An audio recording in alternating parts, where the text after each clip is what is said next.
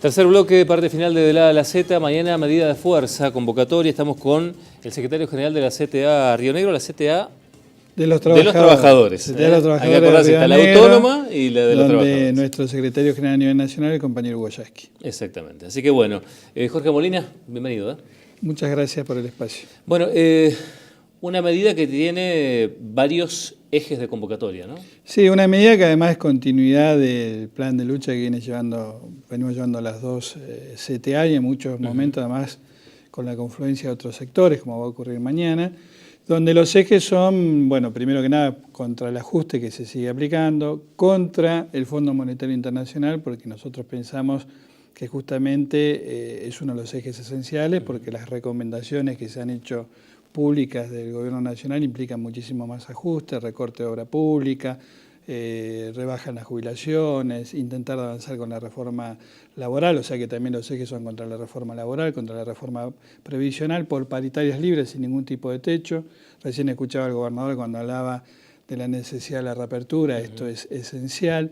El 15% es, digamos, es una historia ya superada ampliamente. Recordemos que el Gobierno Nacional había hablado de un objetivo de un 15, luego llegó un 20 y ahora directamente ni habla. Recordemos que en el primer cuatrimestre ronda el 9,7, vamos a darle un 10, lo multiplicás por 3, te está dando casi el 30% de inflación. Por eso camioneros se suman, en el sentido de que no le han dado el 27% que están pidiendo, y también, por eso decimos, contra el Fondo Monetario Internacional, contra los ajustes, contra los despidos, por paritarias libres y contra cualquier tipo de profundización de la reforma previsional, porque no ha quedado únicamente en la ley de reparación histórica, la reforma previsional de diciembre, se quiere avanzar más para profundizar la llegada a un sistema de capitalización similar a las AFJP.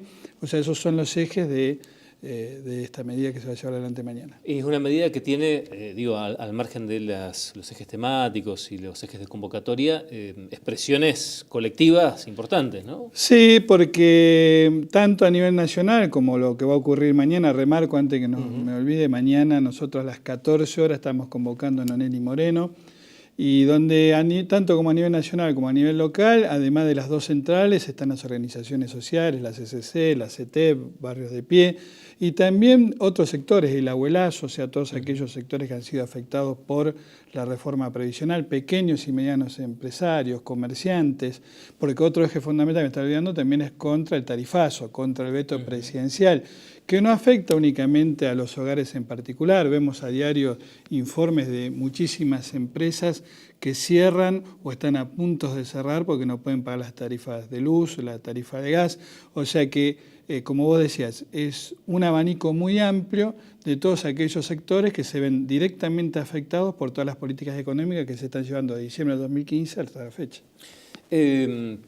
¿Se ha producido un acercamiento de sectores a partir de la situación? O sea, me refiero desde lo sindical y demás, algo parecido a lo que ha pasado con la política parlamentaria, donde había sectores muy alejados, sí formando parte de la oposición y se fueron acercando frente a la coyuntura. Yo creo que ¿En lo sindical se dio también? Sí, yo creo que se ha dado primero en lo sindical y en mayor medida. Recordad que las grandes manifestaciones en la calle contra las distintas medidas de ajuste de este gobierno, recordad los primeros tarifazos, por allá por el 2016, las primeras movilizaciones donde en un momento estaban las 5 centrales, en otro momento 2, en otro momento 3, en otro momento 3 más los movimientos sociales y la corriente federal de la CGT.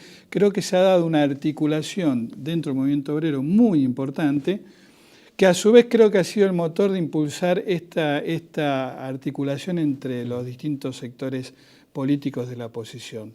O sea, creo que en ese sentido, por eso nosotros a veces cuando hacemos un panorama entre los compañeros y muchas veces, el desánimo comienza a reinar, yo les recuerdo, en los 90 costó muchísimo más, yo recuerdo, yo recién empezaba a militar, creo que el primer paro al menemismo fue a los 5 o 4 años de gestión, y acá rápidamente los sectores sindicales hemos reaccionado. Y que además de un sentido también muy democrático y muy respetuoso del orden institucional. Vos fijate que todas hemos tenido 3 marchas federales multitudinarias, sin ningún tipo de inconveniente. Al contrario, ha sido por ahí la ministra Patricia Burri, con sus accionar, con sus dichos, lo que ha intentado siempre es llevarnos a un escenario de conflictividad en la calle. O sea, conflictividad existe, pero llevarnos a que somos un poco... Conflictividad concreta, digamos. Concreta, que somos unos delincuentes, y en realidad hemos demostrado que ejercemos nuestro derecho a huelga, nuestro derecho a manifestarnos, y que hemos tenido logros importantes. Por ejemplo, el 2x1, si no hubiese sido por la articulación que se dio a nivel sindical y distintas organizaciones sociales y políticas para salir a la calle y decir esto no, hubiese sido un hecho. La reforma previsional, que si bien salió, yo digo que tiene legalidad y no legitimidad, porque después cuando se conoció lo que manifestaron muchos diputados de cómo fueron extorsionadas sus provincias para obligarlos a votar a favor, demostraron, y esas dos movilizaciones donde la articulación fundamental fue sindical, hacen que hoy ningún analista político pueda decir que la reforma previsional de diciembre del año pasado es buena. O sea que hubo el objetivo político de demostrar que eso no era legítimo, que luego se da en 1 millón de firmas que se entregaron en contra de la reforma previsional, un fallo judicial que determina que se le debería devolver, que es un caso personal, pero que sienta un precedente, que la diferencia entre la fórmula anterior y la fórmula con la que se le pagó a los jubilados, que es casi de un 9,5%, se lo deberían reintegrar. O sea, lo que yo digo es que esta articulación ha permitido poner sobre la discusión lo que está pasando hoy mismo, porque ahí también los sindicatos nos sentimos parte en esta gran movilización de las mujeres, planteando un derecho como es el derecho a poder descriminalizar el aborto. O sea, en todas estas cuestiones hemos tenido el arco sindical un factor importante, y eso es lo que nos hace poner optimismo, que mientras que uno pueda sostener la calle y poner en agenda estos temas, podemos lograr revertir esta situación, ¿no? ¿Ha crecido un tercer sector o ha surgido un tercer sector al que no le entusiasman o le representan muy antipáticas las medidas del gobierno nacional, pero que se muestra reticente a acercarse a las expresiones de reclamo? Me refiero a que esto uno lo escucha permanentemente, como las figuras que generan algún nivel de resistencia. El Moyano dice, no, pero es la marcha de Moyano, no, porque en realidad es por el Frente para la Victoria. Estas movilizaciones son del Frente para la Victoria para generar esta inestabilidad política en el gobierno. Digo, hay un tercer sector que es crítico con las dos áreas. Sí, yo creo que ese tercer sector también, porque hay mucha cuestión de las cuestiones que se manejan hoy mediáticas, las redes sociales, pero cuando uno lo ve en la calle es diferente, porque más allá de los dirigentes sindicales o los dirigentes políticos, lo que está uniendo es el objetivo de poder frenar estas medidas de ajuste. Por ejemplo, el tema del Fondo Monetario Internacional. Este 25 de mayo fue una demostración de que hay dos modelos de país y que lo encarnan. De un lado están aquellos que dicen colonia sí, patria no, que son los que firman y apoyan este acuerdo.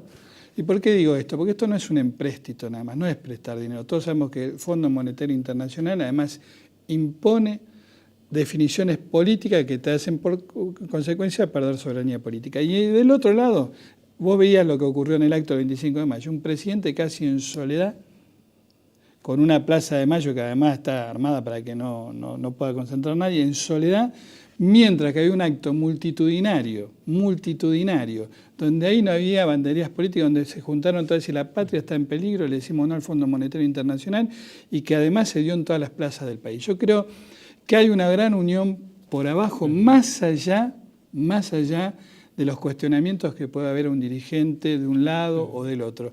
Y creo que eso es lo importante. Pero si hay una operación muy grande de algunos sectores, apoyado también por algunos. Yo, por ejemplo, el otro día veía cuando estaba Pinedo con Fantino y explica la inflación. Digo, ¿por qué pongo como ejemplo esto, ¿no? Y Pinedo dice, la inflación va acá, ahora sí, pero va a ser... Pss. Y el periodista le dice, qué bárbaro, qué tranquilidad que le transmitía a la sociedad. Yo creo que de esa misma manera están intentando instalar de que el pueblo no se puede unir, que los sindicatos no se pueden unir, pero la realidad demuestra todo lo contrario. Repetimos el lugar de la convocatoria para mañana en el plano local. Mañana nos convocamos a las 14 horas en Onel y Moreno para marchar hacia el Centro Cívico, la Plaza de los Pañuelos, donde realizaremos un acto, y estamos convocando a todos los sectores que, como decías vos recién, tenemos como objetivos unirnos contra este modelo, contra el tarifazo, contra el techo salarial en las paritarias, contra la nueva entrada del Fondo Monetario Internacional, por la escuela pública, porque nosotros consideramos que en la paritaria docente nacional no es únicamente una cuestión de discutir porcentaje de salario, sino discutir, por ejemplo, inversión en obra pública. Yo cuando escuchaba recién al gobernador y que hablaba de que no había ningún tipo de conflicto, el conflicto existe si tomamos en cuenta todas las medidas porque las medidas nacionales también afectan, porque si no los docentes mañana el paro estamos totalmente seguros que va a ser masivo.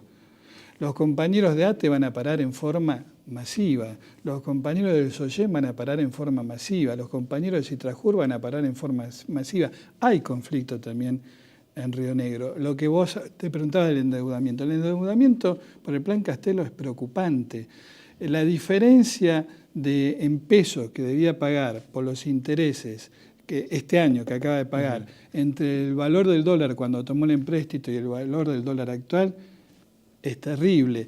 El gobierno que venga tiene que comenzar a pagar el capital, ahora están pagando intereses, o sea que nos están dejando una provincia, un gobierno nacional y el municipio que acaba también de acordar la entrada del Plan Castelo, los intendentes, gobernador y el próximo gobierno nacional va a tener una serie, o sea que hay un conflicto latente. Yo creo que el gobernador está sentado arriba de una olla de presión que en cualquier momento nosotros no queremos que estalle. Nosotros lo que le pedimos a los gobernadores, a los intendentes, al gobierno nacional, a los legisladores provinciales, a los legisladores nacionales, que paren con esta política. Hay otro modelo económico, no es únicamente que nos quieren hacer pensar que es dentro del ajuste. Y ojo, un modelo económico dentro del mismo liberalismo, porque eso es algo que también me sorprende cuando pasan los economistas por todos los canales de televisión. Parecería ser que el único modelo que tiene el liberalismo es el del ajuste y el que establece el Fondo Monetario Internacional.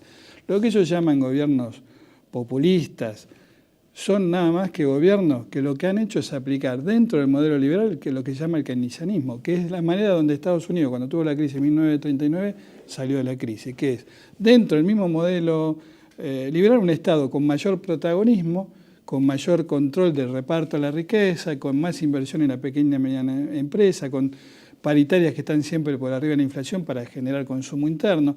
O sea, que lo que le estamos pidiendo justamente nosotros, todos los sectores a este gobierno, es que cambie el rumbo económico, que todavía hay tiempo, porque nuestro país, gracias al desarrollo económico que tuvo en los últimos años, le permite que hoy todavía tenga esperanzas de poder salir adelante. No es el país del 2001, es un país que todavía hay una pequeña y mediana empresa intentando de resistir. Lo que se necesita es un cambio de rumbo económico. Y esto es lo que vamos a salir a decir mañana en todo el país.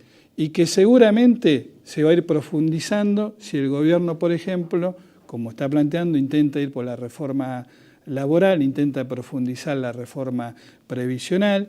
O sea, intenta seguir gobernando para un sector muy pequeño de la sociedad, mientras que el resto de la población sigue empobreciéndose cada día más. Molina, gracias. No, gracias a vos por el espacio. Ahí la convocatoria entonces para la jornada de mañana, paro entonces convocado. Estábamos con Jorge Molina de la CTA Río Negro. La CTA de los Trabajadores es la denominación que corresponde a Molina. Nos vamos, llegamos al final de la edición de De la A a la Z. Mucho frío esta noche, o sea que abríguese bien y a descansar que es tarde. Nos reencontramos la semana que viene.